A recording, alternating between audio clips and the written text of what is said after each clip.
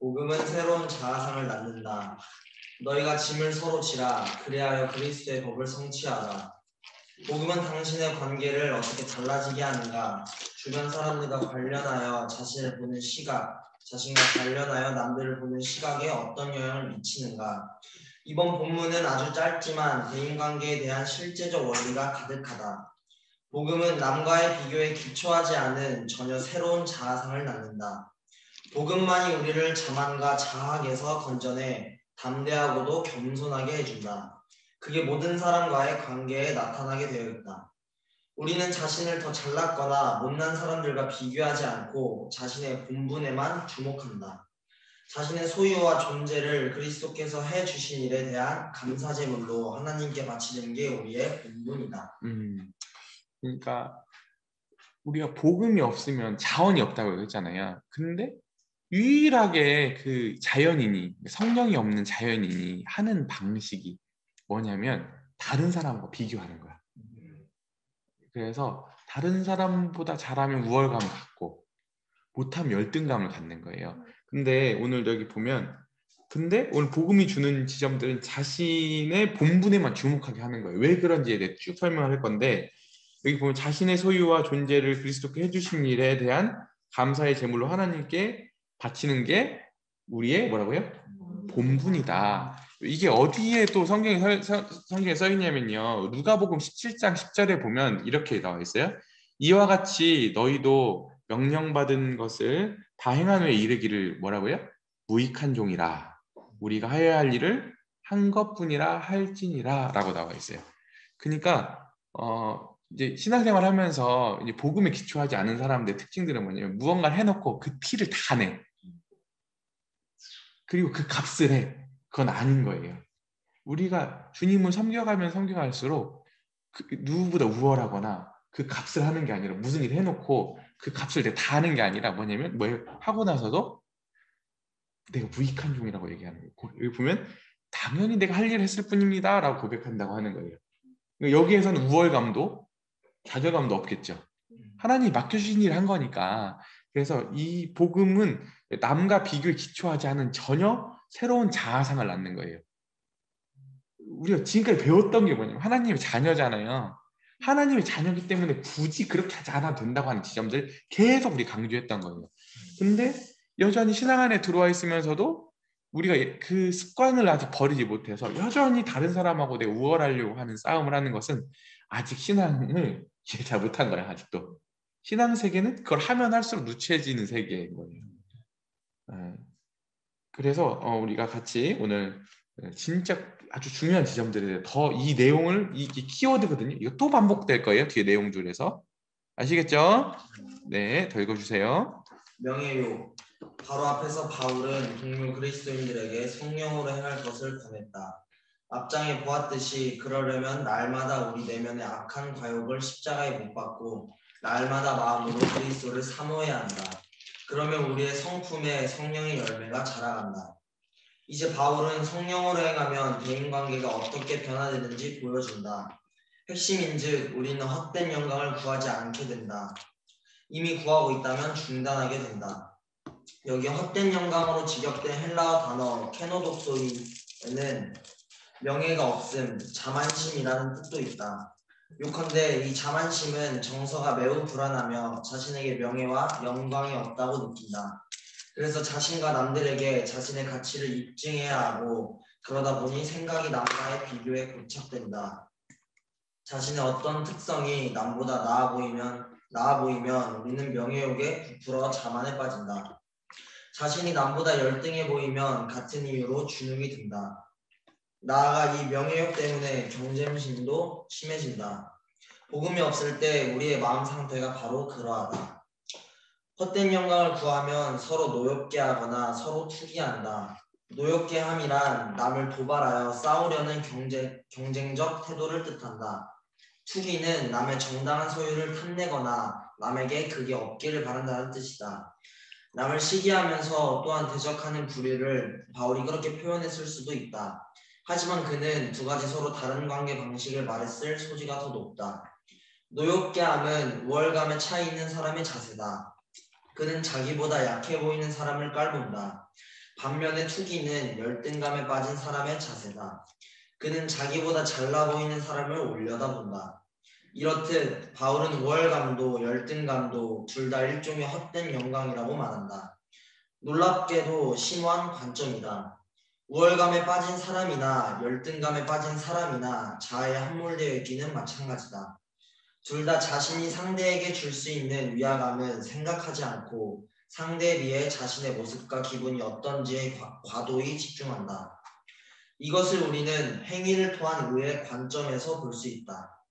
26절의 내용을 이 서신의 기본 주제와 결합하면 된다. 그 주제란 곧 우리가 행위의 삶으로 돌아가지 말고 복음에 합당하게 살아야 한다는 것이다. 우월감에 젖은 사람과 열등감에 찌든 사람은 양쪽 다 경쟁을 통하여 남을 희생시켜 자존감을 얻으려 한다. 양쪽 다 남을 이기고 능가하여 정체감을 얻으려 한다. 양쪽 다 교만하게 우위를 점하려 한다. 거만한 사람과 자존감이 낮은 사람의 유일한 차이는 이것이다. 즉 열등감의 주인공은 게임에 졌으니 자신에 대해 절망하며 승자처럼 보이는 이들을 시기한다. 반면에 우월감의 주인공은 일단 자신이 이겼다고 느끼며 여전히 이기고 있음을 확인하려고 계속 남과 비교한다. 물론 우리는 삶의 한 부분에서는 남을 노엽게 하면서 동시에 다른 부분에서는 시기할 때가 많다. 요컨대 노엽게함과 투기는 정반대처럼 보이지만 둘 다 헛된 영광을 구하는 일이다. C.S. 루이스가 지적했듯이 겸손은 자신을 하찮게 여기는 게 아니라 자신에 대한 생각 자체를 줄이는 것이다. 자학과 낮은 자존감은 복음에서 난 겸손의 표지가 아니라 교만과 자만 못지않게 복음을 거부하는 태도다. 우월감과 열등감의 뿌리는 똑같이 정서불안과 낮은 자존감이다. 스스로 영감을 얻어 인간된 가치를 느끼려는 갈망이 상반되게 표출될 뿐이다. 결국 26절은 명예욕 때문에 남을 멸시하지도 말고 시기하지도 말라는 말과 같다. 그 오늘 명예욕이잖아요. 명예욕. 근데 전에 있었던 이 책에서는 명예욕을 뭐라고 번역을 해놨냐면 영광을 취하려는 갈증 이렇게 표현했어요. 영광을 취하려는 갈증 이렇게 써놨는데 그 오늘도 이 명예욕이 있잖아요. 명예욕. 사람들은 이 명예욕을 추구하며 살거든요. 근데 헛된 영광 있잖아요. 헛된 영광. 헛된 영광이 뭐냐면 여기 보면 명예가 없음 자만심이잖아요. 이게 무슨 뜻이냐면 멋없다 이 뜻이 멋없다. 헛되다는 뜻은 멋이 없다. 우리 하나님 정말 멋지신 분이거든요. 하나님 정말 멋쟁이에요. 하나님 진짜 멋쟁인데 하나님하고 정반대로 멋이 없어지는 거예요. 그러니까 진짜 멋없는 게 뭐냐면 어떤 운동 경기를 하잖아. 내가 제일 싫어하는 게 뭐냐면 운동 경기를 하는 데 있어서 내가 대학교 때도 그렇고 내가 여러 번 스포츠를 할 때마다 제일 치사한 게 뭐냐면 스포츠가 굉장히 공정한 운동이라고 하는데 자꾸 심판을 가지고 장난을 하는 거야. 내가 옛날 대학교 때 축구 시합을 했는데 체육과하고 이렇게 붙었거든. 근데 우리가 특수교육과 원래 사범대에서 원래 체육과를 이기는 게 말이 안 되는데 그날따라 진짜 우리가 너무 멤버들 좋고 잘 돼가지고 이기려고 하는데 심판을 체육과에서 보는데 말도 안 되게 막 페널티킥을 주고 막 심판을 막 오심을 일부러 막 하는 거야. 그래놓고 그쪽을 이겨놓고 막 하는데 그 시간도 뭐 일찍 끝내고 자기네들이 한 골 막 넣어버리니까 막 10분이면 일찍 끝내고 그러니까 진짜 멋없잖아. 그건 이긴 게 아니지. 명예롭지가 않잖아. 그러니까 진짜 멋지지 않은 거예요. 그런 것들은. 근데 우리가 주님 닮아간다고 진짜 멋진 건데 근데 멋없는 방식이 두 가지가 있다는 거예요. 영광스럽지 않은 방식이 두 가지가 있는 첫 번째는 뭐냐면 노엽게 한다고 하는 거예요. 이게 승자들이 갖는 태도들인데 쉽게 말하면 내가 이겼기 때문에 원래 이겼으면 진짜 이긴 사람들 알아요? 진짜 테니스 경기 진짜 멋지게 경기해보면 그 사람들은 끝을 알지. 알아요? 진짜 막 나달이나 조코비치 이런 사람들 진짜 막 어떤 큰 대회에서 했을 때 상대방이 이겼을 때 상대방을 무시 안 해요. 왠지 알아요? 그 사람들 경지에 가 있잖아. 그 경주를 한 상대방을 아는 거야. 그리고 진짜 멋진 것은 지고 나서도 박수 쳐줄 수 있고 이기고 나서도 이 사람이 얼마나 나랑 경주한 사람이 훌륭한지 알아주는 거예요. 진짜 스포츠를 멋지게 하면 그런 지점들로 가거든. 근데 노엽게 한다고 하는 것은 거만한 거야. 내가 무언가를 해놓고 내가 저 사람보다 나아 그러면서 심지어 겸손한 것처럼 하면서도 다른 사람도 우월감을 막 드러내는 거지. 진짜 꼴보기 싫은 거지. 다른 사람을 눈꼴시게 하는 거야. 이게 뭐냐면 노엽게 한다고 하는 거야. 그러니까 진 사람들이 저걸 보면서 절망감을 느끼게 하는 거야. 그잖아. 진짜 못 없죠. 두 번째는 뭐냐면 투기인 거야. 투기. 뭐냐면 지고 나서 깨끗하게 못 져. 왜냐면 진짜 저 사람이 없었으면 내가 이길 수 있었는데 하면서 여기 보면 남의 정당한 소유를 탐내거나 남에게 그게 없기를 바란다는 뜻이. 이제 옛날에 보면은 이게 잘 표현해 놓은 영화가 있어요. 뭐냐면 아마데우스 볼프강 아마데우스 모차르트인가? 그 영화에서 보면은 그 살리에르가 나오잖아요. 근데 원래 궁중 음악가였어. 최고의 살리에르가. 근데 어느 날 진짜 밑도 끝도 없는 어떤 꼬맹이 하나가 나와가지고 다 모든 음악을 쓸어버리는 거지. 근데 자기는 그 평생 동안 음악에 헌신해왔고 그렇게 진지하게 음악을 해왔는데 장난처럼 하는 모차르트를 따라갈 수가 없는 거야. 그러면 나중에 그 영화에서 보면 모차르트를 살해하려고 하는 그러면서 파괴가 되거든요. 그걸 잘 표현하는 거지. 여기도 보면 그것을 투기라고 해. 투기. 근데 대부분 사람들은 이 양쪽에 다 가 있어. 근데 실제로 여기 보면 이런 말이 있어요. 우월감에 빠진 사람이나 열등감에 빠진 사람이나 자아에 함몰되어 있기는 마찬가지다. 근데 둘 다의 공통 분모는 뭐냐면 자기중심적인 게 과도하게 부풀어 있다는 거예요. 그게 너무 과도한 거야. 자아중심적인 게. 다른 게 안 보인다는 게 함몰되어 있다는 거예요. 그래서 양쪽 다 남을 이기고 능가하여 정치감을 얻으려 한다. 양쪽 다 교만하고 우위를 점하려고 하는 근본 심리는 똑같아요. 멋없기는. 그죠? 그래서 여기 보면 우리 240페이지에 보면 행위로 구원받는다면 나는 당당해지지만 겸손하지 못하거나 겸손하지면 당당하지 못하거나 둘 중에 하나로 하는 거야. 진짜 멋없죠? 그리고 또 하나는 뭐냐면 그 복음은 가운데 달리기 보면 나를 만민 앞에 어떻게 한다고요? 겸손해지게 한다. 내가 오직 은혜로 구원받은 죄인이기 때문이다. 이렇게 나오잖아요. 그리고 또 하나 잠깐만요. 아니구나. 네, 넘어가 버렸네요. 네, 죄송합니다. 그리고 두 가지가 여기 보면 238페이지에 보면 즉 열등감의 주인공은 게임에서 졌으니 자신에 대해 절망하며 승자처럼 보이는 이들 시기하고 반면에 우월감의 주인공은 일단 자신이 이겼다고 느끼며 여전히 이기고 있음을 확인하려고 계속 뭐 한다고요?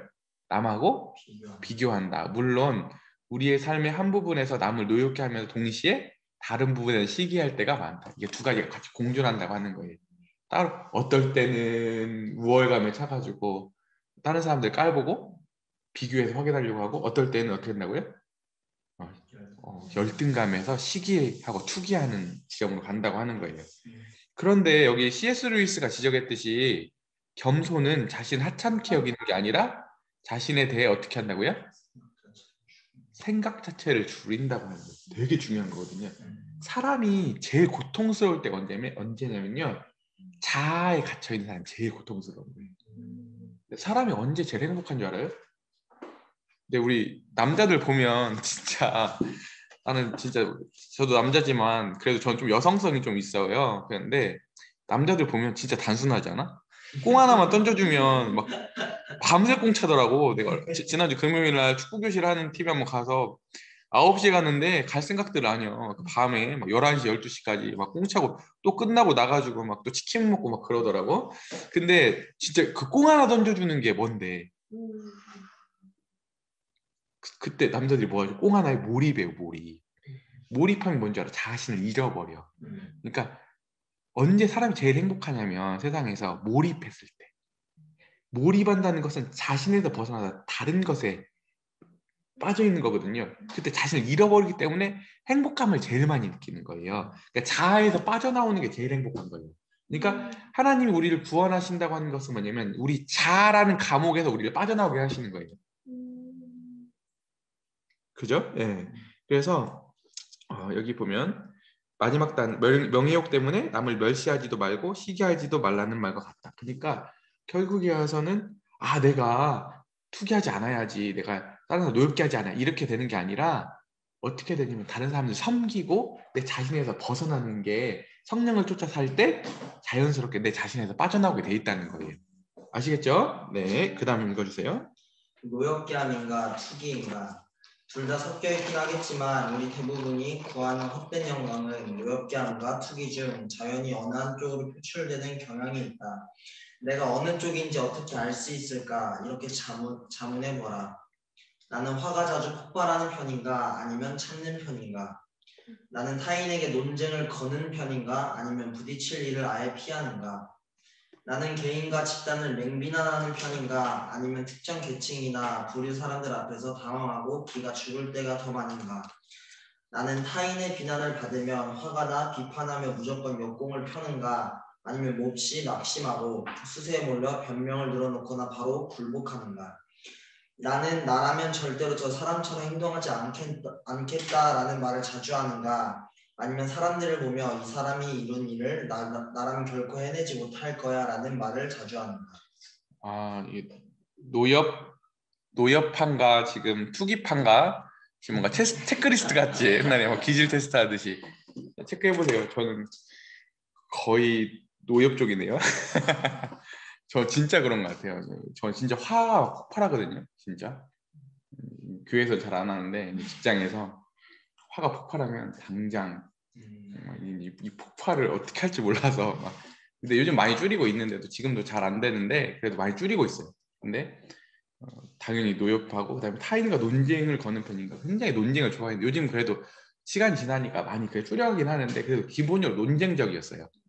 말로 절대 안 지고 제가 항상 이게 옛날에 그 자랑처럼 했거든요. 여자들한테 거의 남자들이 말싸움 못 이기잖아요. 여자들한테 진 적이 거의 없어 말싸움으로도. 근데 이게 자랑처럼 했는데 이게 얼마나 부끄러운 일인지 모르겠어. 그다음에 세 번째 나는 개인의 집단을 맹비난하는 편인가? 저 진짜 그런 것 같아요. 뒤에 쪽보다 앞에 쪽이 굉장히 강한 편이거든요. 또 나는 타인의 비난을 받는 화가 나 비판을 무조건적으로 역공하는가? 저는 엄청난 역공 바로 앞에 있는 논리를 가지고 역공을 할 준비가 언제나 되어 있었어요. 그다음에 나는 절대로 저 사람처럼 행동하지 않겠다라는 말, 이런 말 진짜 많이 하는 거야. 진짜 어떻게 내 심리를 발견했지? 여러분 어느 쪽이세요? 1번 노엽, 2번 투기, 시기 어느 쪽입니까? 손 한번 들어볼까요? 어느 쪽이 더 많나? 그래도 어느 쪽이 더 강할 것 같아요? 노역함이 좀 더 많아요. 노엽파가 더 많군요. 네. 그래요. 근데 이것들이 자랑스러운 게 아니에요. 세상 사람들이 똑똑하다고 하는데 이게 절대 자랑스러운 게 아니라 우리 이제 성령 안에서 진짜 다시 이런 것들을 성화해 가야 될 지점들인 거예요. 아시겠죠? 네. 근데 이게 어려운 이유는 제가 조금 이따 설명을 드릴게요. 진짜 어려워 이게. 왜 그런지 설명을 드리도록 하겠습니다. 239페이지 읽어주세요. 복음에 기초한 자상. 성령님은 우리 안에 역사하여 복음을 우리의 자아 인식과 인간관에 적용해 주신다. 그분은 남과의 비교에 기초하지 않은 전혀 새로운 자아상을 주신다. 복음만이 우리를 자만과 자학 양쪽 다에서 건져내 담대하고도 겸손하게 해준다. 그게 모든 사람과의 관계에 나타나게 되어 있다. 복음만이 자만심과 헛된 영광을 퇴치한다. 아직도 사실상 행위로 내 가치를 얻으려 한다면 나는 행위를 통한 의에 의지하는 그 정도만큼 우월감이나 열등감에 휘둘릴 수밖에 없다. 왜 그럴까? 행위로 구원받는다면 나는 당당하지만 겸손하지 못하거나 겸손하지만 당당하지 못하거나 둘 중 하나이기 때문이다. 복음을 떠나서는 우월감이나 열등감에 빠지거나 둘 사이를 왔다 갔다 하거나 대상에 따라 둘이 병존할 수밖에 없다. 자아상의 성격상 우리는 항상 그 둘 사이에 끼어 있다. 그러나 앞서 보았듯이 복음은 새로운 자아상을 낳는다. 복음은 나를 만인 앞에 겸손해지게 한다. 내가 오직 은혜로 구원받은 죄인이기 때문이다. 동시에 복음은 나를 만인 앞에 대담해지게 한다. 하나님의 시각만이 우주에서 정말 중요하다. 그 이유는 그분 보시기에 내가 사랑받고 존중받는 존재이기 때문이다. 이렇듯 복음이 내게 주는 담대함과 겸손은 서로 공존하며 함께 더 깊어질 수 있다. 실제적으로 말해서 새 생명으로 행하려는 상황에 처할 때마다 자신에게 복음을 전해야 한다. 예컨대 당신이 누군가를 아주 방어적으로 대하고 있다면 그 순간 복음을 활용하여 자신에게 이렇게 말해야 한다. 이 사람이 나를 어떻게 생각하는지는 중요하지 않다. 그의 인정이 아니라 그리스도의 인정이 나의 의고, 정체이고 가치다. 반대로 당신이 누군가를 깔보고 있다면 자신에게 이렇게 복음을 일깨워야 한다. 내가 나를 어떻게 생각하는지는 중요하지 않다. 나도 이 사람과 똑같이 죄인이며 그리스도의 사랑받을 자격이 없다. 우월감이든 열등감이든 자만심이 들 때면 우리의 영광과 자존감의 뿌리를 그리스도 안에서 받은 새로운 정체에 두어야 한다. 나는 하나님의 아들이다. 그리스도 예수님을 믿음으로 말미암아 당당하고도 겸손할 수 있다. 3장 26절에 그 진리를 상기하며 성령께 이를 감정에까지 적용해달라고 기도해야 한다. 여러분, 우리가 계속 복음이 가져다 주는 지점은 은혜잖아요. 은혜. 믿음, 은혜잖아요. 이게 자꾸 우리 안에 조건이 없다는 것을 첫 장부터 계속 강조했잖아요. 왜 그러냐면 제가 예전에도 한번 제가 처음에 신앙생활 했을 때 어떤 복음에 대한 관점이 굉장히 좀 핀이 잘못돼 있었어. 뭐냐면 우리만 구원받았어. 막 우리만 거듭난 자들의 모임이야. 이렇게 말하려고 하는 경향들이 굉장히 처음엔 그게 그럴듯해 보이는데 그게 아니에요. 왜냐면 복음이 은혜라고 하는 지점은 오늘도 내가 잘 쓰는 얘기죠. 밖에 나가서 저기 돌아다니는 사람하고 나하고 하나님 보실 때 우리 안에는 차이가 없다니까요. 차이를 냉정히 찾으라고 하면 찾을 수가 없어. 하나님의 주권적 은혜에 의해서 난 은혜를 받은 거고 저 사람은 아직 은혜를 받지 못했을 뿐이야. 그럼 내 마음 씀씀이가 어때야 돼요? 저 사람을 대할 때 아니면 내가 옆에 있는 이웃을 대할 때 기본 세팅이 어때야겠어요? 나만 구원받았으니까 넌 못 받았어. 이거야겠어요? 내가 은혜를 받았듯이 너도 은혜를 받을 수 있는 사람이라고 잠정적인 은혜의 수혜의 대상으로 여기겠죠. 나만 이것을 소유했다는 게 아니라 내가 조건이 없기 때문에 저 사람도 조건이 대상이 될 수 있다라고 여겨야 되는 게 복음의 지점인데 그것을 오히려 배타성으로 썼다고. 배타성으로 이해할 때 우리만 구원받고 우리 모임에만 복음이 있고 우리만 구원이 이것은 아닌 거예요. 아닌 거예요. 복음은 그런 지점을 요청을 하지 않아. 복음은 내 이웃들이 어떤 지점이라고요? 하나님 은혜를 여전히 받을 수 있는 사람들이라고 하는 전제에 의해서 대하기를 바란다고 하는 거예요. 근데 이 지점이 어디랑 연결되냐면 구원받을 때만 이 스타일로 하는 게 아니라 구원받고 나서도 어떤 사람을 볼 때 오늘 내가 은혜 받아서 이 지점에 와 있잖아요. 나만 하나님이 이렇게 다루겠어? 다 여기 있잖아요. 다 하나님 자녀들이라며. 그러면 하나님이 나에게도 이렇게 은혜 베푸셔서 나를 변화시켰듯이 저 지체도 성령께서 얼마든지 변화시킬 가능성이 있다라고 하는 전제 안에서 그 지체를 대하겠죠. 그렇기 때문에 우리는 동등할 수 있는 지금 형제라는 말이야. 형제. 네. 동등할 수 있는 거예요. 왜냐면 내가 잘나서 이 지점에 온 게 아니라 하나님의 이 지점에 왔고 저 지체도 하나님이 그렇게 하시면 그 지점에 올 거니까. 심지어 내가 저번에 얘기했죠. 설교할 때 내가 싫어하는 지체도 그 지점에 갈 거라니까. 왜냐면 내가 사랑하는 게 중요한 게 아니라 하나님의 사랑을 받는 사람이기 때문에 그런 거 아니에요. 그래서 오늘 여기 보면 이런 말이 나오죠. 복음은 나를 만민 앞에서 어떻게 한다고요? 겸손하게 한다. 그러니까 교만하게 하고 나만 뭔가 사랑받고 있고 나만 뭔가 확보를 하는 지점은 복음은 이게 잘못한 거예요. 은혜란 이 말을 잘못 이해한 거야. 내가 오직 은혜로 구원받은 죄인이기 때문이다. 그죠? 그리고 또 하나는 뭐냐면 하나님의 시각만이 우주에서 정말 중요하다. 그때 했던 코람데오 하나님의 시각만이 중요한 거예요. 그 이유는 그분이 보시기에 내가 사랑받고 존중받는 존재이기 때문이다. 그죠? 근데 우리가 사랑받는다고 하는 지점들을 언제 더 확인할까요? 물론 우리가 말씀을 통해서 성령이 우리에게 말씀해 주셔서 우리가 계속 하나님의 자녀인 것을 증언함으로 그때 크라조 배웠었죠. 아빠 아버지를 부르짖게 하셨고 이 사랑을 확인시켜 주는데 실제적으로 우리가 이렇게 경험적으로 확인해 주는 건 뭐냐면 하나님이 교회를 통해서 확인해 주시는데 교회의 예식들을 통해서 확인해 주시는 거예요. 첫 번째는 성찬식을 뺄 때마다 우리 사랑받는 걸 확인하잖아요. 두 번째는 침례식에서 더 사랑받는 자라는 것을 침례식에 더 확인이 되는 거예요. 왜냐면 그때 설교 때 예전에 얘기했죠. 침례에 대해 할 때 침례 물에서 올라올 때 위에서부터 이는 내 사랑하는 내 사랑하는 자요 내 아들이다. 이 위로부터 왔잖아요. 그 음성이 주님이 올라오실 때도 들렸듯이 침례를 받을 때 그 성도에게도 들려지고 그 소리를 누구도 들어요? 회중도 듣고 같이 그 지체가 내가 되는 거잖아. 그러니까 그 동일시라는 거예요. 그 지체만 물에 들어가는 게 아니라 나도 같이 그 순간 회중으로서 같이 물에 들어갔고 올라올 때 그 음성을 같이 듣는 거야. 그러니까 오늘 이 주제하고 조금 벗어나지만 그래서 복음을 전해야 돼요. 복음을 전해서 그 침례식이 자주 있어야지 그 소리를 자주 들을 거 아니야. 안 그래요? 실제적으로? 그러니까 떡가전도 우리 자주 떼야 되잖아. 기성교회가 너무 아쉬운 것은 뭐 1년에 한 번 아니 분기별에 한 번 이게 뛰거든. 근데 그렇게도 안 하는 교회들도 많고. 근데 그건 너무 손실이지. 성령 물론 그 형식적으로 하면 안 한만 못하지만 성령께서 그 침례식이나 성찬식을 주의 만찬을 이렇게 인도하시면 그 안에 엄청난 음성과 우리가 체험이 주어지거든.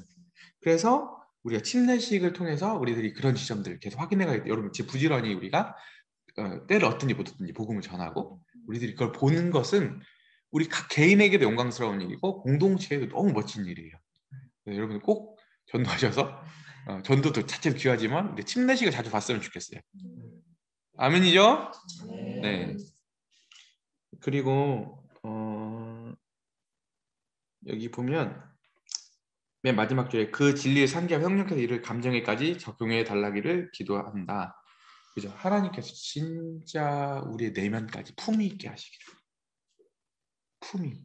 그잖아요. 우리가 진짜 옛날 부자도 두 가지 진짜 멋진 부자가 있고 졸부가 있잖아. 갑자기 어느 날 땅 투개가지고 확 그 사람들 보면 벌써 품위가 떨어지잖아. 진짜 품격 있는 하나님의 자녀들 품격. 그래서 성령께서 이 감정까지 우리 이성으로 알고 끝나는 게 아니라 우리의 감정과 전인격, 우리 표정. 형제님, 네. 여보세요? 여보세요? 형제님, 네. 아, 끊어졌어요? 그런 것 같아요. 내 거 두 개 키니까 그런 것 같아. 하나 내 걸로 지금 연결했지. 핫스팟. 아니 제 걸로 연결했어요. 아, 그랬어요? 네. 형제님 인터넷이 너무 끊겨가지고 전체적으로 다 안 들리는 것 같아요. 네, 다 지금 안 들리는 것 같아요. 아, 지금은 어때요? 끊겼어요. 우리도 지금 화면이 다 끊겨가지고. 핫스팟이랑 틀린 거. 정우 형제 좀 기다려주세요. 아, 네. 정우 형제님 이동해 주십시오. 네.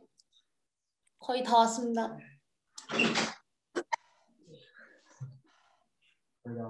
뭐야 왔나?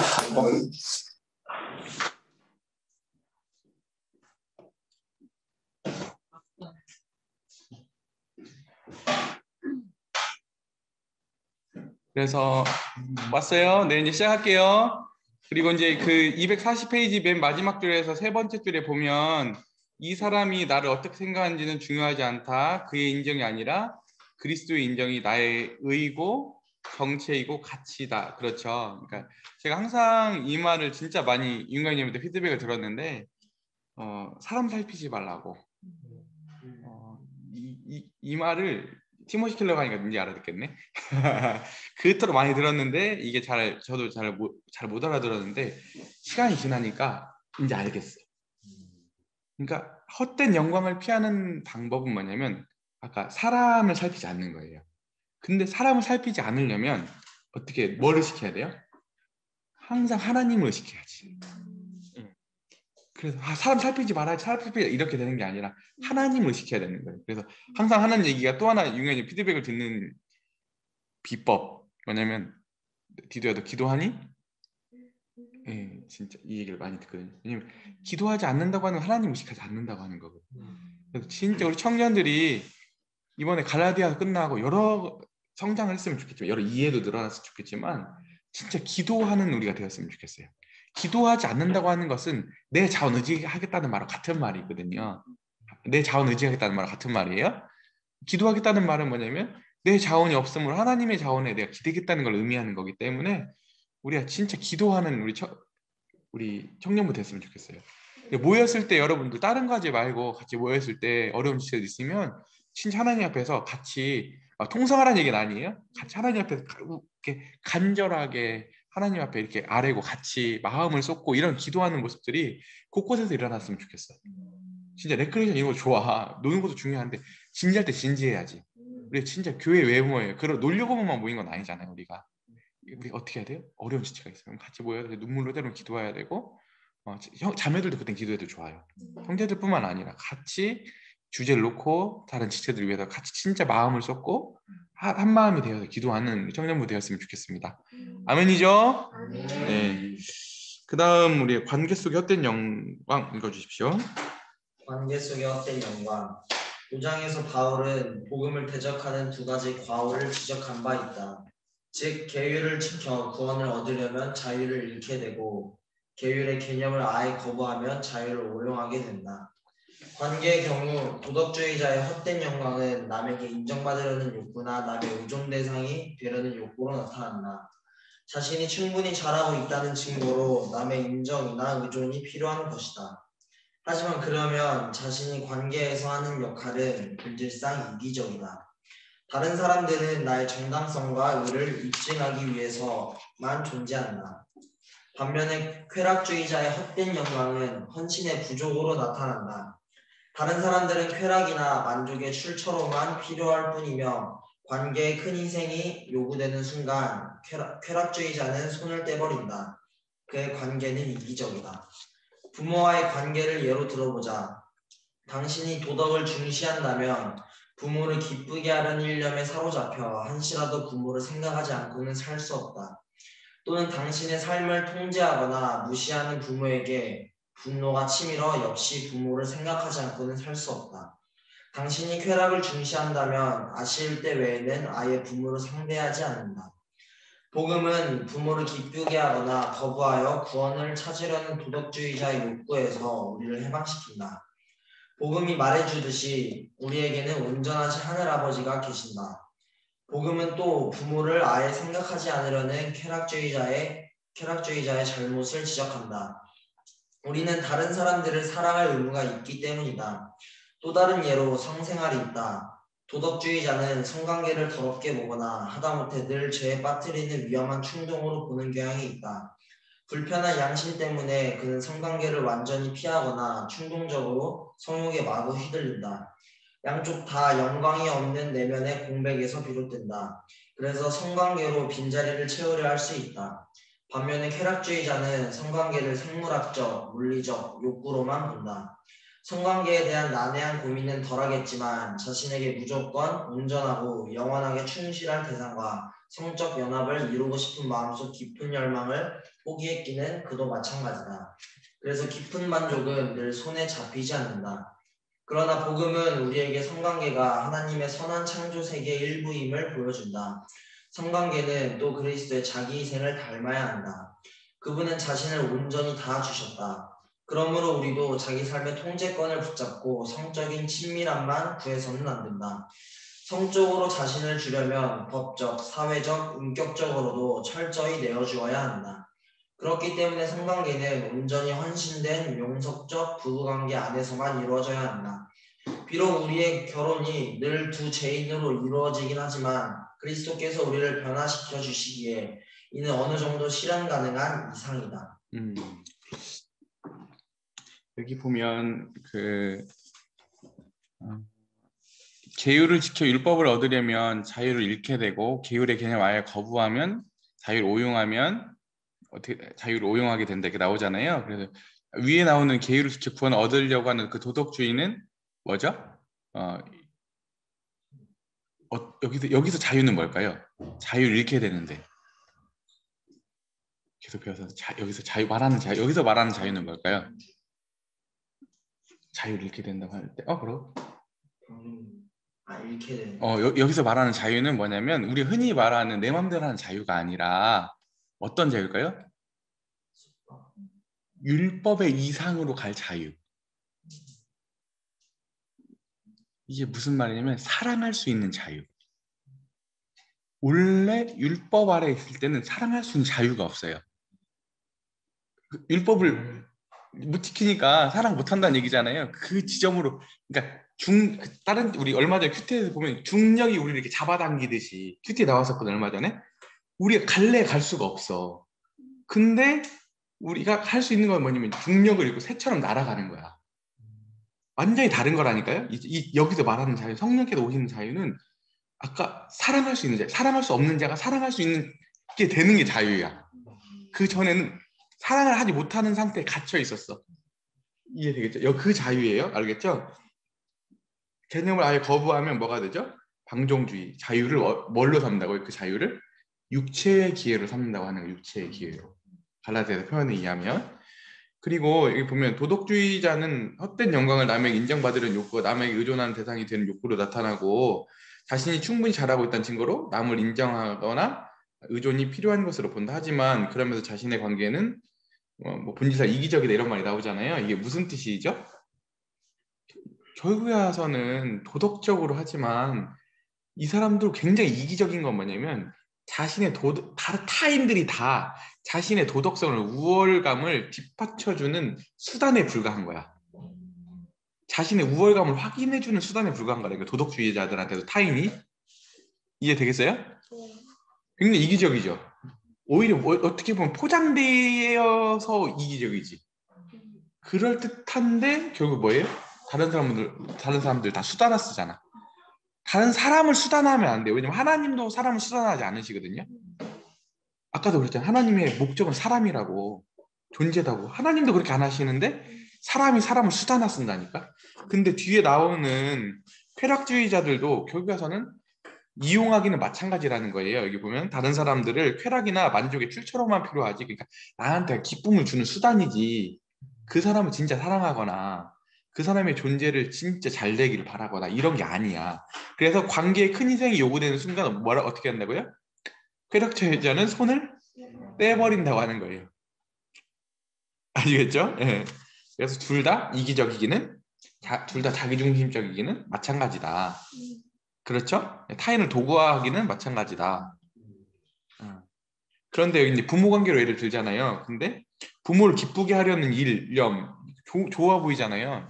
여기서 부모를 기쁘게 하려는 일념이라고 하는 것은 그런 정상적인 일념이 아니라 부모하고도 기브 앤드 테이크. 그러니까 부모를 기쁘게 해가지고 유산을 얻어내려고 하는 거, 이런 관계를 얘기하는 거예요. 그것도 얼마나 이기적이에요, 그죠? 근데 어떤 이제 보면은 이제 그 쾌락주의자들은 반대로 어떻게 돼요? 도덕주의자들은 아까 결국 가서는 부모를 위하는 것처럼 보이지만 결국 가서는 이기적인 놈이라는 거예요. 부모가 그걸 안 해주거나 자기 손해가 되면 화를 내지. 누구예요? 상자 이야기에서 큰 형이잖아요. 큰 형. 근데 여기 보면 그 쾌락주의자는 어떻게 해요? 부모님에 대해서도 아쉬울 때 외에는 부모한테 얻어낼 게 없으면 상대를 안 해.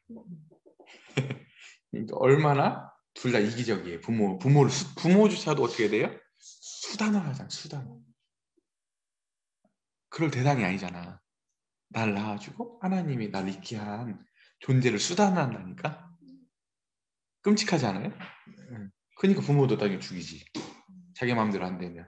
얼마 전에 롯데아파트에서 자기 유산 둘째 아들 차지하려고 청이랑 다 죽였잖아요. 그 부모가 굉장히 무슨 콩나물 공장인가 하는 부자인데 나중에 알고 보니까 아들이 다 죽였어. 부모님하고 형하고 자기가 그 돈 다 차지하려고. 수단화하니까 그런 정도 차이만 있지, 나중에 가보면 그게 치달으면 그 지점으로 가는 거예요. 그건 인간이 아니죠. 그래서 인간성을 다 스스로 잃어버렸잖아. 인간이 그런 지점으로 가게 되는 거예요. 그래서 진짜 그게 두려운 거예요. 그 다음에 근데 이것만 끝나는 게 아니라 약간 타인하고 관계, 부모와의 관계만 이렇게 나타나는 게 아니라 하나님하고 관계가 투영되어 있다고 하는 거야. 하나님하고 관계에서도 그분 자체가 좋은 게 아니라 하나님도 수단화하는 거지. 하나님도 나의 자아를 만족시키고 내가 다른 사람하고 우월하고 내가 뭔가 그런 하나님도 내 자아를 고양시키는 수단에 불과한 거야. 이런 사람한테는. 끔찍하죠? 모든 게 다 수단화돼 버리잖아. 이 사람 손에만 닿으면. 이해되겠어요? 예. 그래서 여기 보면 우리는 다른 사람들을 뭐 어떤 의무가 있다? 사랑할 의무가 있다. 이렇게 나오고 있습니다. 그리고 또 하나 여기 이제 성관계에 대해서 얘기를 하는데 이게 무슨 뜻이냐면은 세상을 가리켜서 이게 음녀라고 표현하거든. 음녀, 창녀. 왠지 알아요? 요한계시록에 보면 나와요. 세상을 음녀라고 표현. 창녀. 왠지 알아요? 실은 이제 굉장히 성관계라고 하는 거, 그러니까 섹스라고 하는 것은 굉장히 선한 거예요. 자체는. 왜 선한 거냐면 나중에 두 존재가 만나죠. 남자 여자가 만나잖아요. 하나님 맺어주셔서. 근데 이 성관계라고 하는 것은 뭐냐면 우리가 교회에서 하는 성례전이라고 하잖아요. 침례식하고 아까 성찬식하고 비슷한 거예요. 그것들이 은혜를 주는 건 아니지만 내가 오늘 은혜 안에 있다는 걸 확인하는 수단이잖아요. 그리고 더 깊어지잖아, 하나님하고 관계가. 그러니까 오늘도 엉망으로 살고 오고 내 마음대로 하고 와서 하는 성찬식은 실은 많은 의미가 퇴색돼.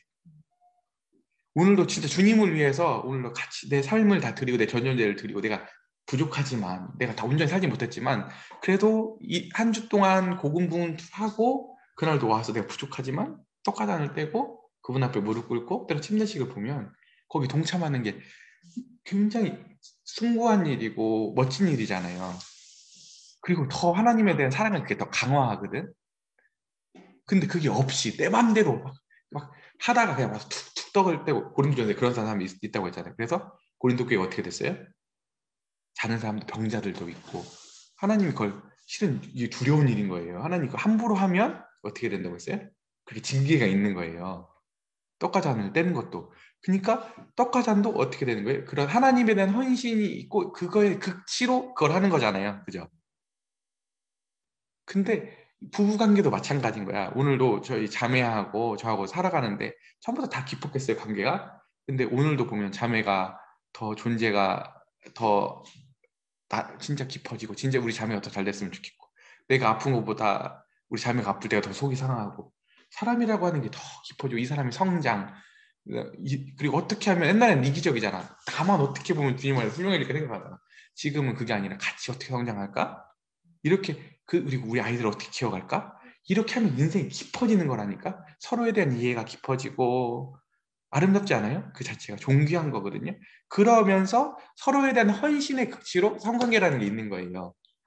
이해되겠어요? 근데 그게 아니라 세상에서 뭐예요? 돈 주고 인스턴트적으로 살 수 있는 거냐, 성을. 다 빼놓고 기만적이잖아요. 기만적이잖아요. 다 되고 마지막에 그걸 확인하는 건데 그게 아니라 나머지 다 빼놓고 이걸 살 수 있다고 생각하는 거잖아요. 근데 더 기만적인 게 뭔지 알아요? 돈이 없으면 못 사잖아. 이게 세상에 갖는 이 성격인 거예요. 굉장히 세상은 음란하다고 표현할 때 이때 창기, 음녀, 음란이라는 단어 다 여기서 쓰는 거예요. 영적으로 굉장히 음란한 거예요. 이거는 얼마든지 하나님만이 주실 수 있는 행복을 인간이 조작해서 만들어 살 수 있다고, 돈으로 살 수 있다고 하는 거예요. 근데 가보면 그것은 이 존재의 깊은 지점으로 못 가져다 줘요. 오히려 이 깊은 지점으로 가기는커녕 반대로 가. 더 이 지점에 빠지면 빠질수록 그 아까 하나님이 목적하신 그 숭고한 지점으로 가기는커녕 더 파괴적인 지점으로 그 개인의 인격과 자아를 그쪽으로 인도할 뿐인 거예요. 아시겠죠? 이 좋은 수단이 어떻게 된다고요? 오히려 파괴적인 수단이 된다고. 오케이? 이해했어요? 좀 어렵지만 이렇게 이해하셨으면 좋겠습니다. 그래서 이거 보면 이런 말이 나오죠. 성적으로 자신을 주려면 법적, 사회적, 인격적으로도 철저히 내주어야 한다. 그렇기 때문에 섹스는 온전히 헌신된 영성적 부부관계 안에서 이루어져야 한다. 이렇게 써 있죠. 그리스도께서 우리를 변화시켜 주시기에 이는 어느 정도 실현 가능한 이상이다. 이렇게 멋진 지점으로 가는 것은 불가능한 게 아니라 주님 안에 있으면 부부관계가 이런 지점으로 가더라는 거예요. 그래도 나중에 보세요. 뭐라고 나와 있죠? 성경에서 남편들아 아내 사랑하기를 그리스도께서 교회를 위하여 자신의 목숨을 내어주신 준 것처럼 너희들도 너희 아내를 사랑하는 것이 마땅하다. 그냥 이게 엄청 깊은 얘기인 거야. 진짜 부부가 진짜 해로해가면서 세상에서도 신앙이 없어도 그 인생의 그 해파를 같이 극복하는 건 멋진 일인데 신앙 안에서 주님을 바라보고 같이 그 지점으로 가정을 이끌어가고 가정을 쉬운 일이 아니거든요. 해간다고 하는 것은 굉장히 숭고한 일인 거지. 이해되겠죠? 그 지점으로 가능하다는 거예요. 실제로. 요즘 많이 가정들이 파괴되지만 결국 우리 신앙 안에서 가정이란 이런 지점으로 목표하고 있다. 아멘이죠? 네. 그 다음 형제를 도우라. 헛된 영광을 구한다는 말은 아무리 가까운 사이여도 상대를 대하는 태도가 늘 이기심으로 가득하다는 뜻이다. 관계에서 각자 자신의 영광을 구하기 때문이다. 복음은 이를 허물어뜨린다. 복음 덕분에 우리는 형제들로서 살아갈 수 있다. 형제들은 그리스도인의 삶에서 서로를 격려할 수 있다. 만일 무슨 범죄한 일이 드러나거든 헛된 영광 때문에 우월감에 빠진 사람은 상대를 깔보고 그와 다른 자신을 다행으로 여기고 스스로 의롭다고 느낄 것이다. 상대의 죄를 지적하는 일은 순전히 그에 비해 자신이 얼마나 선해 보이는지를 부각시키기 위해서다. 반대로 헛된 영광 때문에 열등감에 빠진 사람은 상대의 죄 짓는 삶까지도 시샘하거나 상대의 인정이 너무 아쉬워 감히 복음에 합당하지 못한 그의 삶을 지적하지 않을 것이다. 자신이 하나님의 아들임을 아는 형제라면 이럴 때 어떻게 할까? 바울은 누군가의 죄가 드러난 상황을 못 본 채 해서는 안 된다고 말한다. 그렇다고 누구의 어떤 죄든 보이는 대로 다 지적해야 한다는 말은 아니다. 사랑은 허다한 죄를 덮느니라. 성급히 비판하며 상대의 허물을 말해서는 안 된다. 그러나 죄가 드러난 즉 죄에 사로잡힌 사람을 간과해서도 안 된다. 이 표현은 죄 짓는 행동이 습관으로 굳어져 특정한 죄가 어떤 의미에서 그를 이겼다는 뜻이다.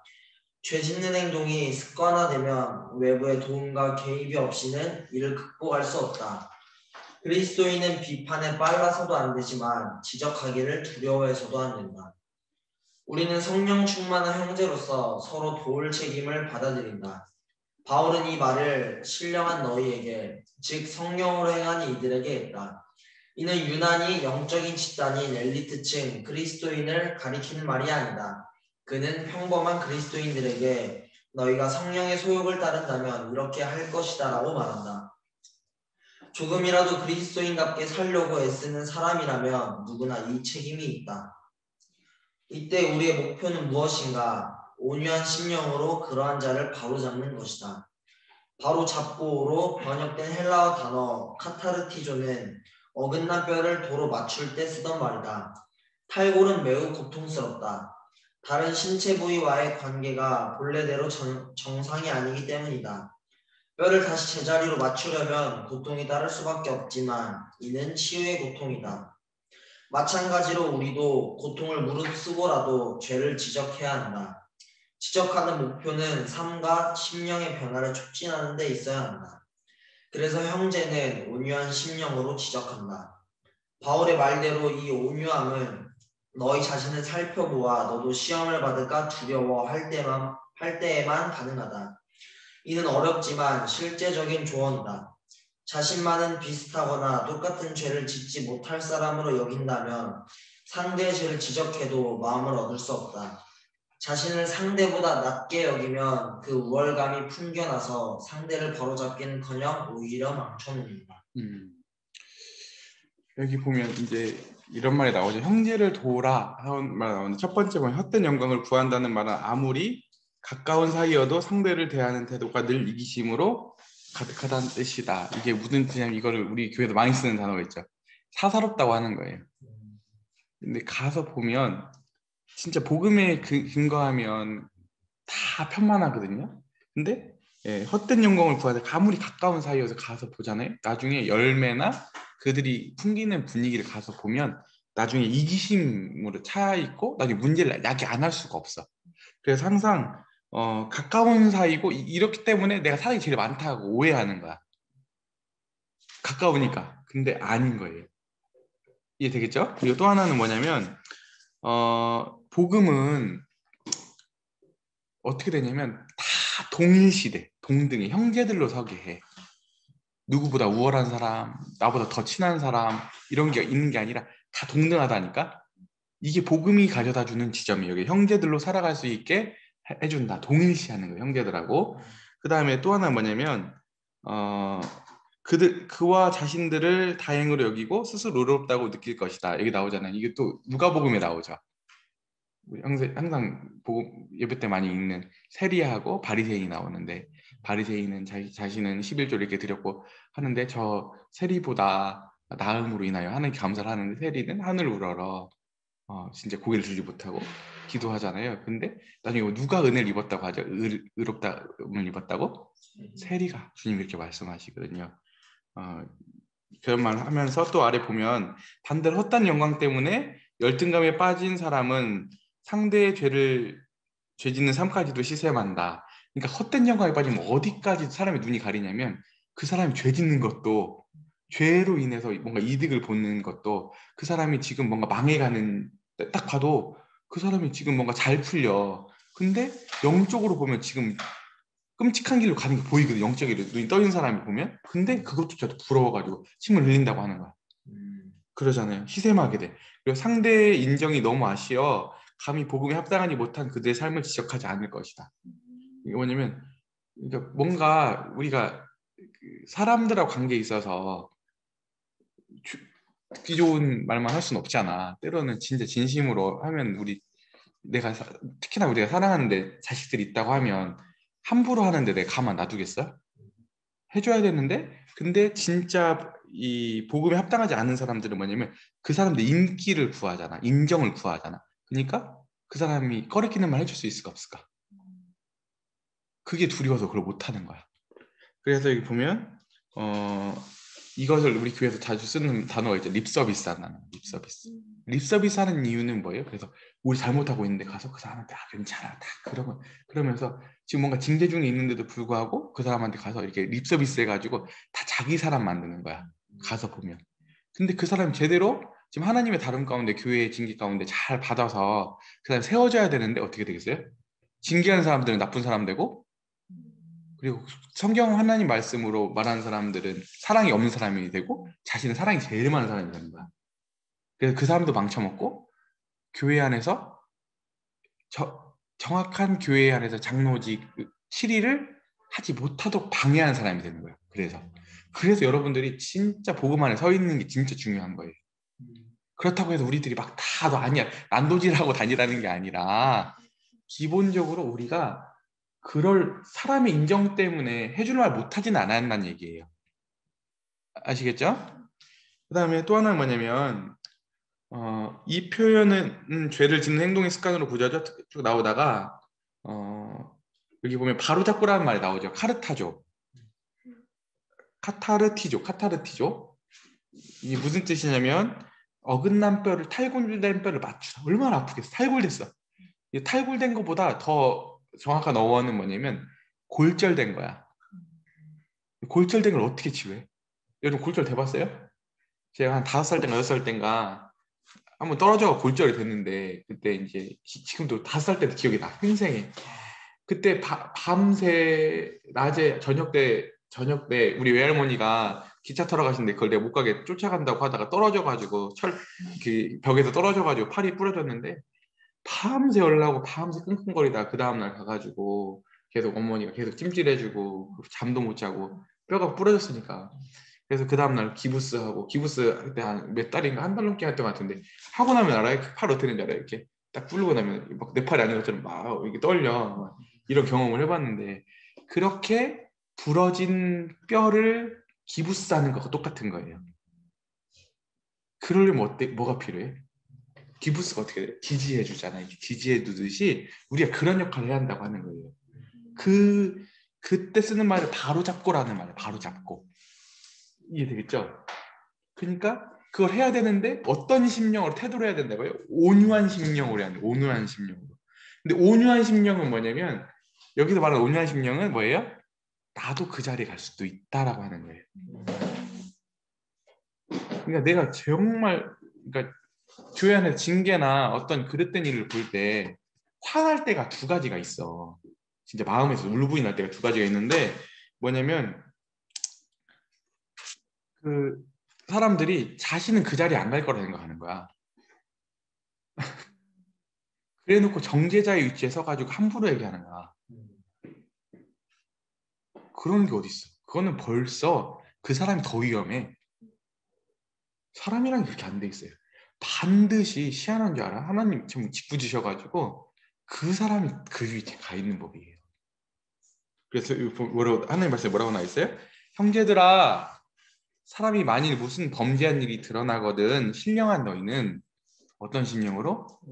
온유한 심령으로 그런 자를 바로잡고 나와 있잖아요. 카타르티죠. 그죠? 바로잡고 너희 자신을 살펴보아 너희도 시험 받을까? 두려워하라. 두려워해. 나도 그 자리에 갈 수 있구나.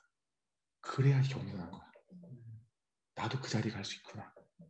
그걸 막 덜덜 떨고 내가 그런 게 아니라 나도 하나님 앞에 여전히 연약한 죄인이고 그때야 그 징계받는 사람에 대해서 연민이 생긴다고. 진정한. 되겠어요? 그래서 진짜 내가 속상할 때가 이런 거예요. 징계할 때 제일 나쁜 건 뭐냐면 여기 보면 이런 말 그리스도인은 비판에 빨라서도 안 되지만 지적하기 두려워서도 안 된다 와 있는데 함부로 지적하는 사람도 있어요. 더 나쁜 건 내가 교환에 보면 뭔지 알아요? 실제로는 누군가의 죄가 있잖아요. 죄가 있으면 다른 사람이 죄에 관여하지 말라고 했거든 하나님 분명히. 근데 뭐라고 하냐면 그걸 막 퍼뜨리고 다니는 거야. 일부러 잘 다 알고 있는데 혹시 알아?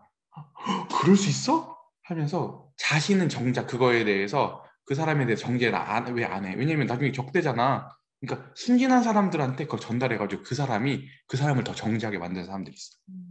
진짜 나빠요. 이해되겠어요? 그래서 우리는 항상 우리가 해줄 말 해줘야 되지만 항상 우리가 겸손한 마음으로 함부로 하면 안 되는 거야. 진짜 그래요. 네. 그래서 누가 징계받을 때 막 혹시 자기한테 너 혹시 알아? 이미 자기 다 알고 있으면서 뭐지 몰랐던 것처럼 막 그걸 떠벌려가지고 하는 사람은 진짜 나도 봤을 때 진짜 그 심보가 잘못한 사람을 두둔해주고 싶은 마음도 없지만 그렇게 한 태도를 봤을 때 얼마나 꼴보기 싫어. 하나님 보실 때 얼마나 꼴보기 싫을까. 우리가 공동체 섬길 때 정직해야 돼요. 진짜 그래요. 예.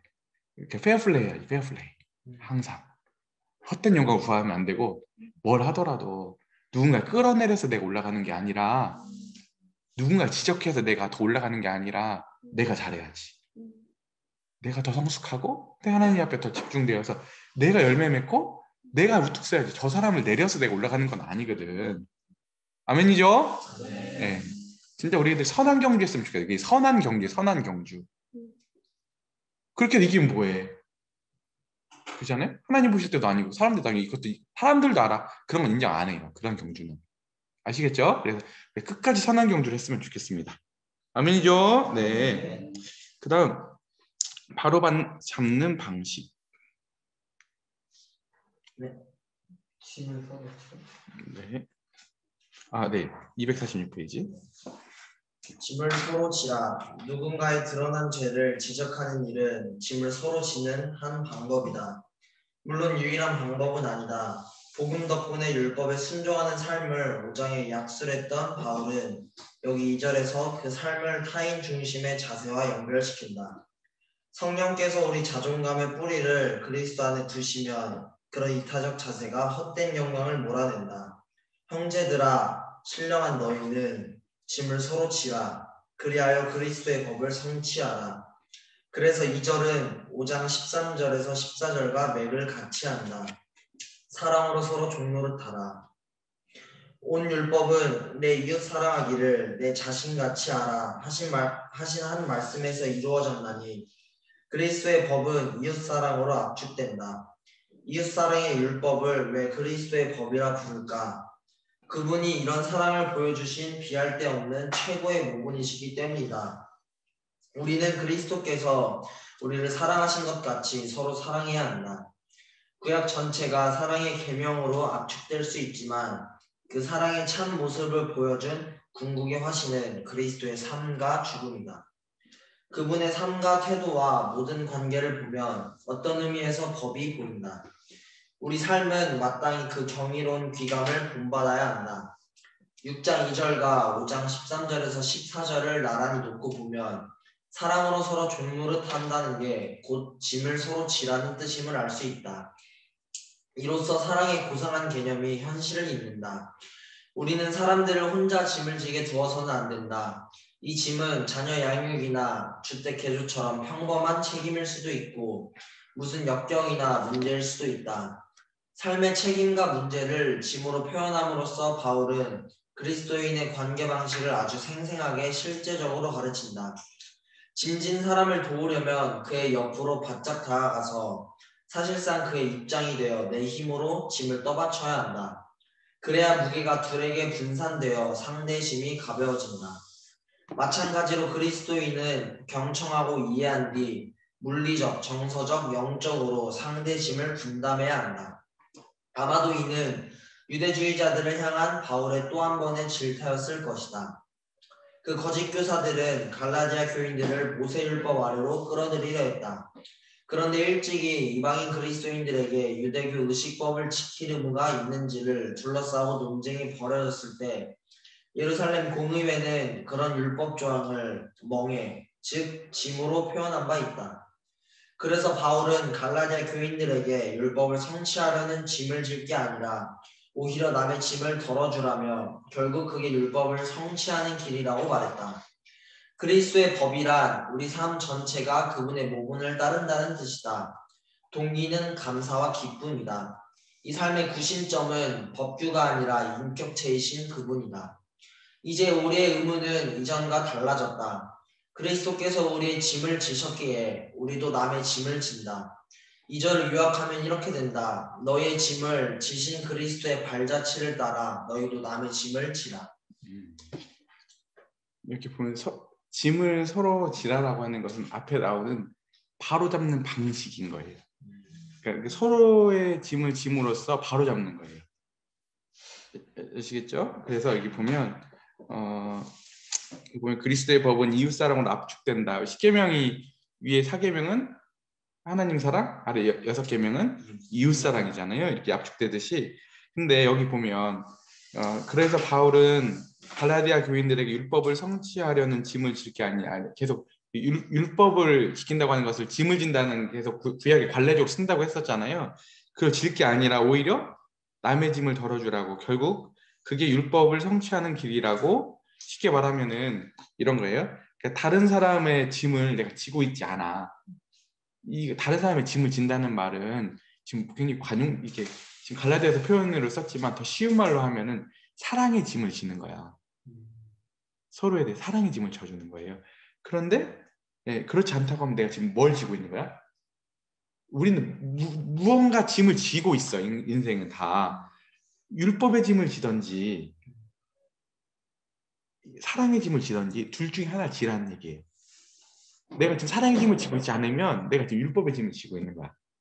우리가 구약의 율법은 아니지만 여전히 자아에 사로잡혀 있는 스스로의 어떤 그 율법적인 삶에 지금 갇혀 있다고 하는 거예요. 그래서 가장 율법으로부터 벗어나는 길은 뭐냐면 아까 누구예요? 내 옆에 있는 이웃과 형제의 사랑의 짐을 져주는 거예요.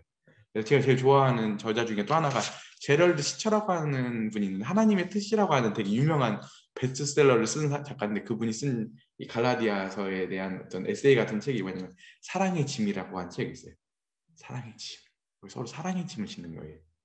그래서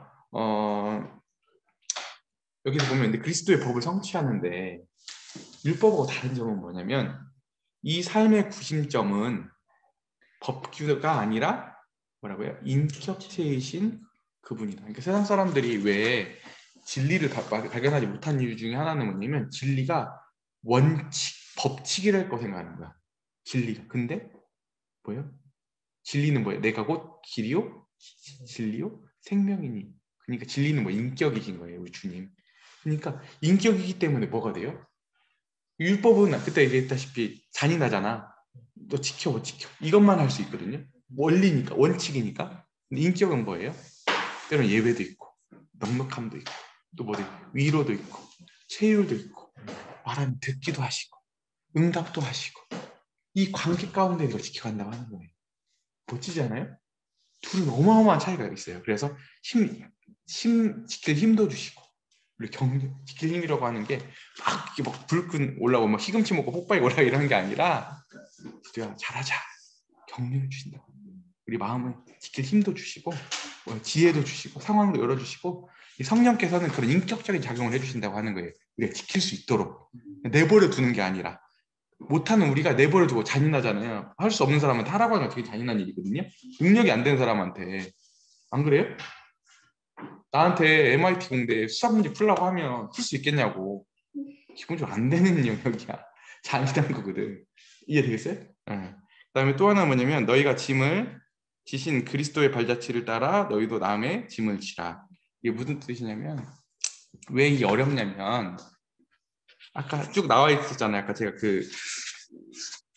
저는 아까 노연파였잖아요. 그죠? 네, 거기에 보면 쭉 나와 있잖아요. 왜 이걸 하기가 어렵냐면 이것을 하기는 쉬워. 노연 그 방식들을 아까 뭐였죠? 몇 페이지였나? 보면은 뭐 폭발하고 막 논쟁하고 이건 쉬워요. 당장 엄청 쉽잖아. 근데 짐을 진다고 하는 거 아까 주님이 지셨잖아요. 인간들 손에 죽으셨잖아요. 나중에 한참 뒤에 부활로서 드러내시잖아요. 내가 이것을 알아는 순간 꾹 참아야 되잖아. 몰라. 알아준 사람이 한 명도 없어. 쉬울 것 같아? 이거 하면 당장 드러나는데 그래서 어려운 거예요. 하나님 앞에서 하지 않으면 절대 이 지점을 할 수가 없어. 성령 앞에서 하지 않으면 쉬운 게 아니야. 오늘도 진짜 화가 이렇게 났는데 저 사람 진짜 와달래 치밀호흡을 하는데 하나님 앞에서 저 사람 몰라줘. 우리는 심지어 참는 거 저 사람이 알아주길 바래. 근데 절대 몰라. 그래서 더 어려운 거야. 알겠어요? 근데 거기서 그리스도의 성품이 자라요. 아, 주님 마음이 그러셨구나. 주님 십자가 달리셨을 때 저들이 하는 일을 알지 못하니까 주님 용서해 주라고 하셨던 주님의 마음이 그러셨겠구나. 그러면서 주님을 헤아려 보고 내 인격이 주님께 더 다가가게 돼 있어요. 그래서 어려운 거예요. 진짜 어렵죠. 이게 옛 자아에서는 절대 이런 지점들 꿈도 못 꿔. 머리로는 할 수 있는데 절대 이 지점 딱 당면하면 못 가. 근데 성령 안에서 우리가 진짜 마음이 열려 있으면 그렇게 쫓아 살려고 내 자신을 드리면 하나님 그 지점을 인도해 주세요. 아멘이죠? 네. 그 다음에 각자의 짐을 지라. 각자 자기의 짐을 지라. 그러나 복음에 기초한 올바른 자아상이 없이는 짐을 서로 질 수가 없다. 3절에서 5절은 기본적으로 겸손과 교만에 대한 흥미로운 논이다. 많은 역본에 빠져있지만 원어에는 3절 첫머리에 왜냐하면이라는 접속사가 있다. 즉 3절에 말한 과오를 범하면 2절처럼 짐을 질 수 없다는 뜻이다. 그러므로 누가 아무것도 되지 못하고 된 줄로 생각하면 그는 자만심이 너무 강해 종의 마음을 품을 수 없다. 주변을 둘러보아 남의 짐을 알아차리고 도와야 하는데 그럴 수가 없다. 이는 엄중한 경고다. 우리가 아무것도 아니라는 바울의 말을 상대화해서는 안 된다. 물론 그리스도인은 소망과 확신으로 충만하지만 이는 그리스도 덕분이다. 나를 떠나서는 너희가 아무것도 할 수 없음이라고 예수님이 친히 말씀하셨다. 남의 짐을 지려면 그리스도 중심의 겸손이 요구된다. 그럼에도 그리스도인이 정당하게 자랑할 것이 자기에게는 있을 수 있다. 이는 교만하게 헛된 영광을 구하는 우월감이나 열등감과는 완전히 다르다. 후자의 경우는 동기나 행동의 기초가 자신과 자신의 영광이나 헛된 영광을 구하는 그리스도인은 남에게 자랑한다. 자부심이나 자존감을 얻고자 자신을 남과 비교한다는 뜻이다.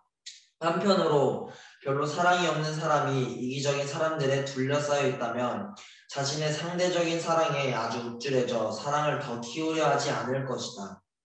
반대로 하나님께 받은 역량을 10분 발휘하는 사람이 유독 재능이 뛰어난 사람들에 둘러싸여 있다면 크게 낙심하여 여태 하나님이 변화시켜 주신 자신의 모습과 그분께 받은 복의 진가를 물을 것이다.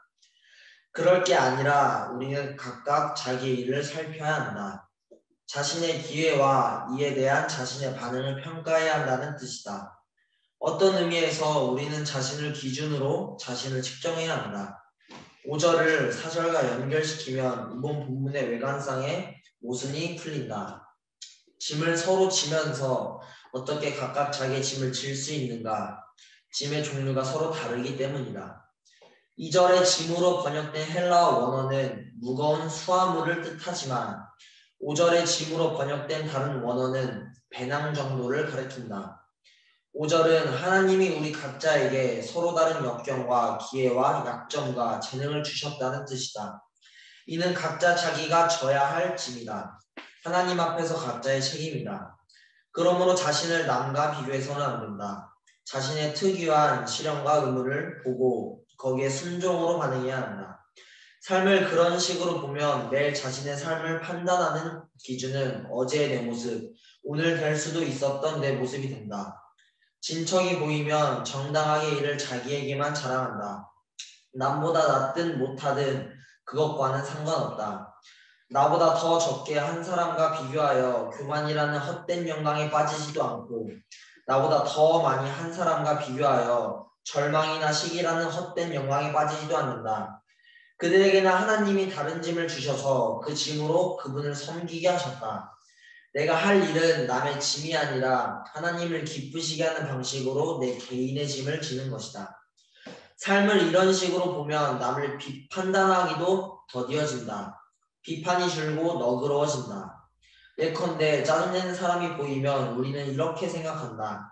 저 사람이 어떤 압박에 직면해 있는지 나는 모른다. 시작할 때 정서적 절제가 어느 수준이었는지도 모른다. 어쩌면 그가 나보다 오늘 하나님께 더 잘 순종하고 있는지도 모른다. 우리는 다른 사람들의 일과 문제와 모든 짐에 대해 겸손하고 온유하게 상대를 돕는다. 그러나 나누어질 수 없는 짐이 하나 있으니 곧 심판날 하나님 앞에 져야 할 각자의 책임이다. 그날 당신은 내 짐을 질 수 없고 나는 당신의 짐을 질 수 없다. 그러니까 다른 사람의 짐이라고 하는 것은 아까도 얘기했다시피 아까 그 뭔가 지금 그 사람이 낙심돼 있거나 아니면 징계 중에 있거나 아니면 뭔가 지금 시련 중에 있어. 그때 그 사람하고 같이 옆에 이웃이 되어줘서 그 사람이 그 순간을 잘 넘길 수 있도록 옆에서 지지해주고 좋은 표정 지어주고 하나님의 마음으로 진짜 기도해주고 그 사람이 아까 뼈가 부러진 발이 붙을 때까지 옆에서 기다려주듯이 그렇게 옆에서 지지대가 되어서 그 역할을 해주는 게 아까 서로의 짐을 진다라고 하는 거라고 하면 각자의 짐을 진다고 하는 부분이잖아요. 각자. 네, 이 각자의 짐은 아까 뭐라고요? 아까 가벼운 배낭 정도다. 그것은 각자에게 주어주신 하나님의 소명이에요. 근데 오늘 기가 막히잖아? 오늘 이 큐티가 이거야. 로마서 말씀. 기억나요? 오늘 말씀 기억나요? 로마서 오늘 12장 3절이었거든요. 이거 드릴게요. 내게 주신 은혜대로 말미암아 너희 중에 각 사람에게 말하노니 마땅히 생각할 그 이상을 품지 말고 오직 하나님께서 나누어 주신 믿음의 분량대로 지혜롭게 생각하라. 그 다음에 또 오늘 큐티에 나왔던 말씀 중에 에베소 3장 8절 있었어요. 우리 각 사람에게 그리스도의 선물의 분량대로 은혜를 주셨나니 어떻다고요? 선물의 분량대로. 이 되게 중요한 거예요. 그러니까 왜 문제가 생기느냐? 아까 자기 2, 3 것을 품기 때문에 그래요. 남의 뜻이 더 커 보이는 거지 하다 보면. 근데 각자에게 주신 은사가 다 소중하고 다 달라요. 분량도 다르고 분야도 다른데 다른 사람들이 커 보이기 때문에 거기서 시기심이 생기고 헛된 영광이 생기고 한다고 하는 거예요. 그래서 여기 보면 각자의 일을 살펴야 한다. 그죠? 자신의 기회와 이에 대한 자신의 평가를 해야 한다는 뜻이다. 어떤 의미에서 자신의 기준으로 자신을 측정해야 한다는 뜻이다. 여기 뭐냐면 우리 그때 제가 처음에 했었던 말씀 있죠. 요한복음의 맨 마지막에 보면 이제 베드로가 요한은 어떻게 되나요? 이렇게 물어보니까 주님이 뭐라고 말씀하시지? 너나 잘해. 말씀하시듯이 실은 아무 상관없는 거거든. 이 영역에 있어서는 각자의 짐인 거예요. 누가 져줄 수도 없는 거고 하나님 앞에서 나중에 다 평가받아야 되는 거. 언제? 그리스도 심판대 앞에서. 이거는 그래서 근데 우리가 하나 빠지는 오류가 있어. 착각하기 쉬운 게 뭐냐면 여기 앞에 보면 만일 누가 아무것도 되지 못하고 된 줄로 생각하면 스스로 속임이라 이런 말 나오죠. 이게 무슨 뜻이냐면 착각해요. 착각. 속인다는 말이 착각한다는 게 마치 마취제를 맞으면 아픈데도 통증이 없는 것처럼 느끼잖아요. 이렇게 속이는 거거든요. 그런 것처럼 뭐냐면 비난을 하는 거야. 다른 사람은. 비난을 하게 되면 그때는 뭐가 되냐면 희한하게 다른 사람을 비난하면 나의 허물이 안 보여. 그러니까 주님이 복음서에서 보면 뭐라고 하냐면 마태복음 7장 3절 5절에서 보면 뭐라고 하는 거죠? 내 눈에 들보가 있는데 내 형제의 티를 빼려고 한다. 내 형제의 티를 보게 되면 내 들보가 안 보이는 거라니까. 자꾸 다른 사람을 이렇게 보게 되면 여기 보면 만약 누가 아무것도 되지 못하고 된 줄로 생각하면 내가 뭔가 된다고 생각을 하면 속이고 있다는 얘기. 이해되겠죠? 예, 그래서 다른 사람하고 비교하거나 그럴 게 아니라고 하는 거죠. 또 그 다음에 또 신앙에 있어서 우리가 또 하나 해야 되는 지점들이 뭐냐면 여러분 보세요. 우리 같이 공동체 생활하죠. 저희 아내랑도 제가 같이 신앙 안에서 주님 앞에 가면 우리는 같이 옹골 성촌교회의 성도로서 주님 앞에 상급이 같은 부분이 있을 거예요. 아, 니네들 그러니까 이게 공동 보상이 있어요. 공동 보상. 그 공동 보상에 대한 평가 기준은 뭐냐면 뭘까요? 하나님은 유혹 가면 다 유혹을 받을 거지만 나중에 상급이 다르거든. 달라요. 진짜 달라요. 근데 그 기준이 뭐냐면 니네 얼마나 뭐 은사 활용 잘했니 이런 게 아니야. 너 얼마나 서로 사랑하는 짐을 져줬니? 이걸로 나중에 평가할 거야. 쉽게 말하면 모든 마음 평가단 학교에서 모든 평가하듯이 같은 공동체 안에 있으면 나만 잘해서는 안 돼. 같이 공동 운명체라니까. 그러니까 주님이 그렇게 했잖아요. 우리 지체라고 다 같이 영광을 받는 거예요. 팔만 영광을 받는 게 아니라 눈만 영광을 받는 게 아니라 그 지체 전체가 영광을 받는 거라니까. 오케이, 알겠죠? 예. 근데 그 기준이 뭐라고요? 얼마나 너희가 서로의 짐을 져줬냐, 이걸로 주님이 분명히 평가하실 거예요.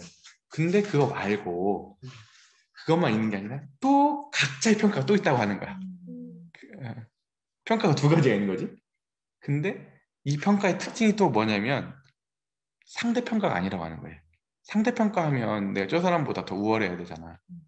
근데 여기서 평가는 절대평가인 거야. 왜냐면 하나님이 주셨고 그 지점도 하나님이 가지고 계셔. 그러니까 내가 저 사람하고 아무리 한들 이게 영향을 줄 수가 없는 거야. 상대평가라고 하면 내가 아무리 잘해도 저 사람이 잘하면 안 되잖아. 근데 신앙이란 영역은 진짜 빨리 눈치채야 되는데 절대평가인 거야.